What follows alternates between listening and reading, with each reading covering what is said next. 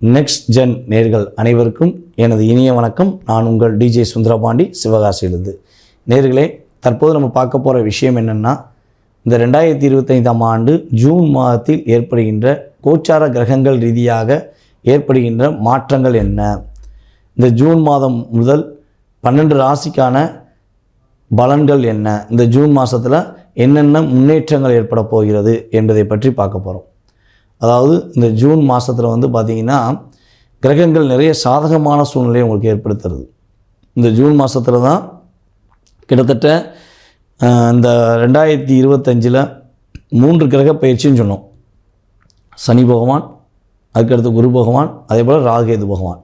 இந்த கிரக பயிற்சி எல்லாமே இந்த 2025 மே எண்டுக்குள்ளே நடைபெற்றுச்சு.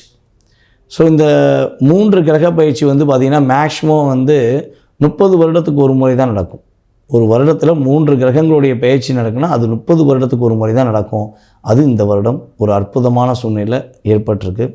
ஸோ இந்த வருடத்தில் இந்த ஜூன் மாதத்தில் கிரகப்பயிற்சி மூலமாக இந்த 3 கிரகங்களின் அமைப்பும் மற்றும் ஏனைய கிரகங்களுடைய கோச்சார கிரகங்களுடைய அமைப்பும் உங்களுடைய வாழ்க்கையில் என்னென்ன மாற்றங்களை கொடுக்க போகுது, என்னென்ன விஷயங்கள்லாம் நீங்கள் முன்னேற்றத்தை சந்திக்க போகிறீங்க, எந்தெந்த விஷயங்களை நீங்கள் கவனமாக இருக்கணும் அப்படிங்கிறத பற்றி நம்ம இந்த வீடியோவில் சொல்ல போகிறோம்.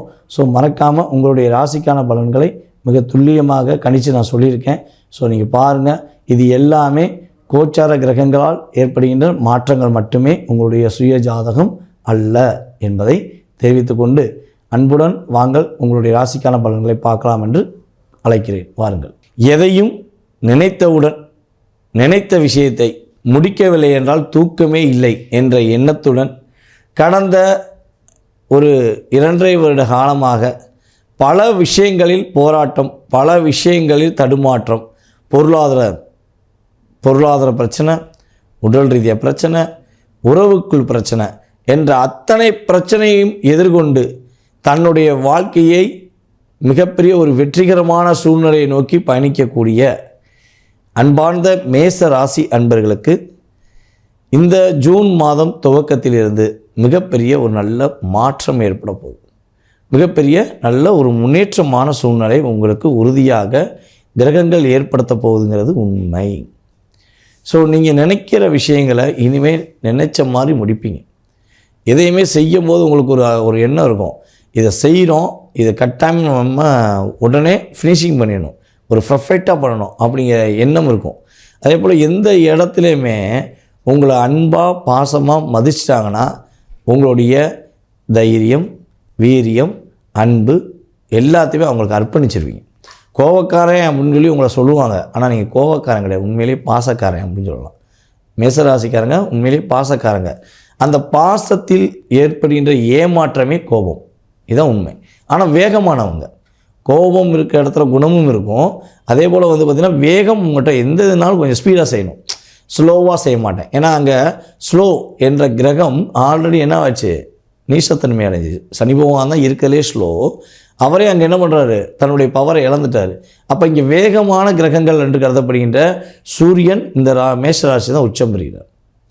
அதே போல் வேகத்துக்கு அடுத்தபடியாக உள்ள கிரகம்னா செவ்வாய். அப்போ 2 கிரகங்களுடைய அமைப்பை பக்காவாக வச்சுருக்க மேசராசி என்பதற்கு இந்த ஜூன் மாதம் துவக்கத்திலிருந்து எல்லா விஷயங்களிலும் வேகம், வெற்றி, புகழ் என்ற செயல்பாடுகளை அடையக்கூடிய வாய்ப்புகள் உண்டு. குடும்பத்தில் நல்ல ஒற்றுமை ஏற்படும். கணவன் மனைவி ஒற்றுமை ரொம்ப கொஞ்சம் நல்லா இருக்கும், ஸ்ட்ராங்காக இருக்கும். இவனால மனைவி கூட பேசவே இல்லை, மனைவி கூட பேசினாலே தேவையில்லாத டென்ஷன் வருது, எனக்கும் என் மனைவிக்கு நிறைய கருத்து வேறுபாடு, ஸோ அண்டர்ஸ்டாண்டிங்கை புரிஞ்சுக்கிற முடியல அப்படின்னு ஃபீல் பண்ணுற நம்மளுடைய மேசராசிக்காரங்க யாராவது வீடியோ பார்க்குறீங்கன்னா, நம்ம சொல்கிறது கோச்சார ரீதியான பலன்கள், அதையும் சொல்லிடுறேன், ஓகேவா? ஸோ அப்படி யாராவது வீடியோ பார்க்குறீங்கன்னா கண்டிப்பாக சொல்கிறேன், இந்த கோச்சார கிரகங்கள் உங்களையும் உங்கள் மனைவியும் இணைத்து வைப்பதற்கான ஒரு ஆற்றலை கொடுப்பார்கள் என்பது உண்மை. ஏன்னா குருவோட பார்வை உங்களுடைய ராசியில் 7ஆம் இடத்துல வருவதனால உங்களுடைய கணவன் மனைவி ஒற்றுமை இனிமேல் என்ன பண்ணும், கொஞ்சம் மேலோங்கும், சந்தோஷம் கிடைக்கும், உங்களுடைய மனைவிக்காக நீங்கள் டைம் ஒதுக்கி பேசுவீங்க அப்படிங்கிறது உண்மை. ஸோ இதே இது மேசராசி பெண்களுக்கு என்னென்னா, கணவர் தன்னை புரிந்து கொள்ள வேண்டும் என்ற ஆசையும் ஆர்வமும் எண்ணமும் இருக்கும். ஸோ அவர் ரெஸ்பான்ஸே பண்ணலைன்னு சொல்லி என்ன ஆகும், உங்களுக்கு அதிகமாக கோபம் வந்திருக்கும். ஸோ அந்த கோபத்தை தன்மையில் நீங்கள் 2-3 வார்த்தை பேசியிருப்பீங்க. அது ஒரு பெரிய விஷயமாக அவங்க குடும்பத்தில் எடுத்துக்கிட்டு உங்களை லாக் பண்ணியிருப்பாங்க. ஸோ அந்த லாக், அந்த டிஸ்டர்பன்ஸ் எல்லாமே பார்த்திங்கன்னா இந்த ஜூன் மாதம் துவக்கத்திலிருந்து ஒரு மாற்றம் ஏற்படும். பேசாமல் இருக்கிற கணவர் கூட உங்கள் கூட இனிமேல் பேசுவார், உங்களுக்கான நேரம் ஒதுக்குவார் அப்படிங்கிறத பார்க்குறோம். திருமணத்துக்காக முயற்சி எடுத்துக்கிருக்கோம், எங்களுக்கு திருமணம் முடிக்கிறது ரொம்ப டிலே ஆயிடுச்சு, மேரேஜ் முடிஞ்சால் சந்தோஷம் அப்படின்னு நினைக்கிற நம்மளுடைய மேசராசி அன்பர்களுக்கு திருமணத்துக்கான விஷயங்களில் வெற்றி கிடைப்பதற்கான பாக்கியம் உண்டாகிறது. அதே போல் கிரகங்களுடைய அமைப்பின் ரீதியாக பார்க்கும்பொழுது பொருளாதார தடைகளை விலக்கி பொருளாதாரத்தில் வெற்றி பெறுவதற்கான வாய்ப்புகள் உண்டு.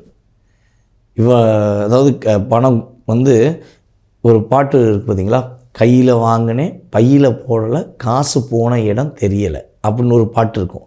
ஸோ அந்த பாட்டுக்கு ஏற்றவாறு இனிமே என்ன ஆகும்னா, கையில் வாங்கினேன் பையில் வச்சேன் பீரோவில் வச்சேன் அப்படிங்கிற மாதிரி சொல்லக்கூடிய இயக்கம் உருவாகிறது.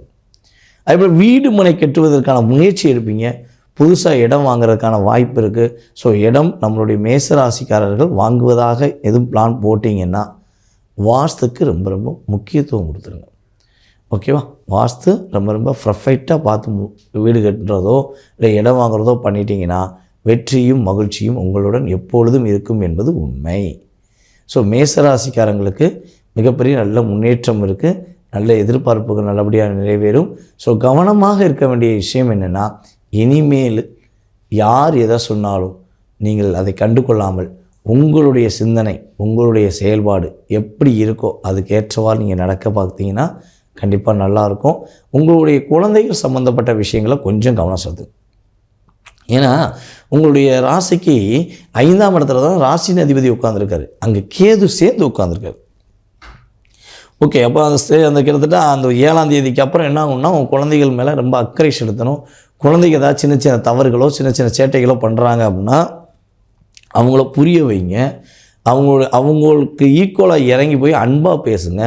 ஏன்னா அவங்க கோபமாக பேசினா நீங்கள் அன்பாக பேசுனீங்கன்னா ஒரு மாற்றம் ஏற்படும். நீங்களும் அவங்களுக்கு ஈக்குவலாக கோபமாக பேசிட்டிங்கன்னா நிறைய ஒரு மன அழுத்தம் ஏற்படும். உங்கள் குழந்தைகள் தேவையில்லாத ஒரு அன்பை எதிர்பார்க்க வேண்டிய சூழ்நிலை வந்துருங்கிறதுனால ஸோ நீங்கள் அக்கறை காட்டுங்க.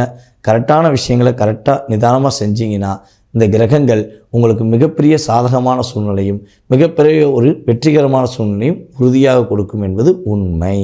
நேயர்களே, தற்போது வரை நீங்கள் பொறுமையாக உங்களுடைய ராசிக்கான பலன்களை பார்த்தீங்க. ஸோ இது பார்த்திங்கன்னா பொதுவாக 20% உங்களுடைய வாழ்க்கையில் கோச்சார கிரகங்கள் ஏற்படுத்துகின்ற மாற்றம்.